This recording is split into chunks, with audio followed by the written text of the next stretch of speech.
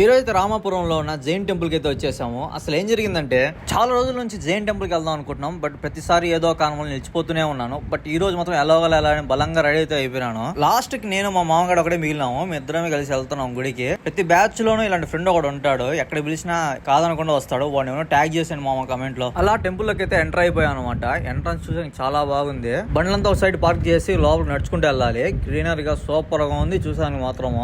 లోపలికి అడుగు పెట్టామో లేదో మనసు అంతా చాలా ప్రశాంతంగా అయిపోయింది. ఆ వైబ్సే వేరు మామ. గుడిలోకి వస్తే మాత్రం నిజంగా నేనైతే మనసు బాగాలేకపోయినా లేకపోతే ఏదైనా బ్యాడ్ వైబ్స్ వచ్చినా కానీ డైరెక్ట్ టెంపుల్ కి వచ్చేస్తాను ప్రతిసారి. మీరైతే ఏ గుడికి వెళ్తారు కింద కామెంట్ చేసేయండి. లోపలికి అయితే ఎంటర్ అయిపోయినాము. చూడడానికి మాత్రం ప్లేస్ చాలా బాగుంది. నాకైతే భలే నచ్చింది. ఫస్ట్ అయితే లోపలికి వెళ్ళి దర్శనం చేసుకుని బయటకు వచ్చేసాం మామ. లోపలికి వెళ్ళి కృష్ణుని చూడగానే లోపల ఉన్న బాధలు కష్టాలు అన్ని ఒకసారిగా పోయినట్టు అనిపించినాయి మామ. అలా బయటకు వచ్చేసి ఆ ప్రకృతిని చూస్తూ ఆ వాతావరణం చూస్తూ రోజంతా ఇక్కడ ఉండిపోతాం మామ. ఇంకా అలా మా ఊడి వీడియోలు ఫోటోలు తీస్తూ ఉంటే అక్కడ కనపడిన కొంతమంది మౌని పిలిచి నాకు 2 ఫోటోలు తీయమని అడిగారు. మావాడు కూడా అప్పుడప్పుడు ఇలా ప్రజాసేవ చేస్తూ ఉంటాడు. అలా గుడికి ఉన్న ఆర్కిటెక్చర్ మొత్తం చూస్తూ అలా నడుచుకుంటూ వెళ్తూ ఉన్నాను బ్యాక్ సైడ్.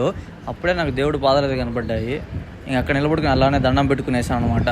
అలా పాదాలు చూస్తుంటే మాకు డౌట్ వచ్చింది. పైన గొడుగా లేకపోతే పుట్టగొడుగా అని. ఏదైతే ఏముంది బీవచ్చంగా కట్టినారు. కట్టడం మాత్రం ఆర్కిటెక్చర్ గుడిది. ఇంకా ముందర ఏదో కడుతున్నారు బిల్డింగ్. ఏంట్రా మామ అదంటే కాంప్లెక్స్ అన్నాడు మా వాడు. కలికిలో కాంప్లెక్స్ కాదు.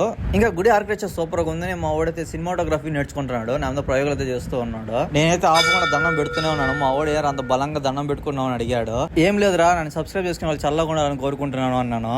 గుడిలో అయినా సరే ఏ ఫంక్షన్ అయినా సరే లేకపోతే ఏ పెళ్ళిళ్ళైనా సరే పిల్లలు అయితే బాగా హడావుడి చేస్తూ ఉంటారు.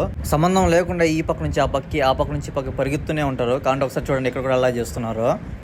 బయట సిటీలో మాత్రము ఫుల్ సౌండ్లు హారన్లు తల నొప్పి వచ్చేస్తుంది. ఇక్కడ మాత్రం చాలా ప్రశాంతంగా ఉంది. గుడి ఆర్కిటెక్చర్ మాత్రమే కాదు గుడి ఎదురుగా చెట్లతో పచ్చదనంతో సూపర్ గా ఉంది. దర్శనం చేసుకునేసి గుడి మొత్తం తిరిగేసి మొత్తం చూసేసి ఫోటోలు దిగేసిన తర్వాత ఇంటికి వెళ్ళిపోదాం అనే టయానికి ప్రసాదం పెట్టారు మామ. ప్రసాదం మిస్ అయిపోయాం. Just miss.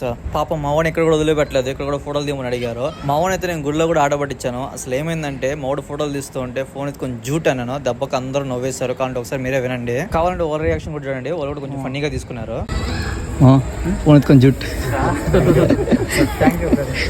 సో ఈ గుడి ఫౌండర్స్ వీళ్ళే అంట.